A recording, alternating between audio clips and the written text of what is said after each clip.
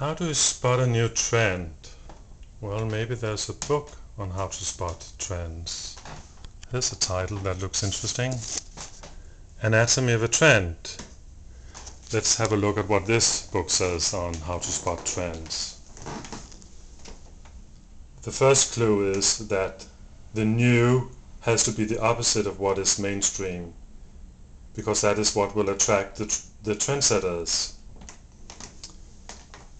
If you want to observe trendsetters, then according to the book, there's an overrepresentation of trendsetters among such groups as designers, performing artists, creative artists, and gay men. If you cannot observe these groups directly, then you can read the magazines that are targeted at these groups. New emerging trends that end up going global always start in one of the world's major cities.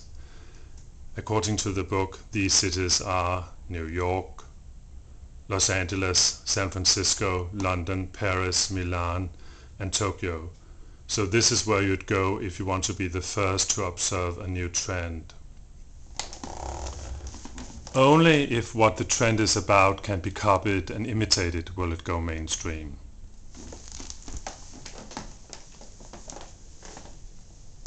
Also, if the trend is associated with a cool celebrity, this is a very strong clue that the trend will go global.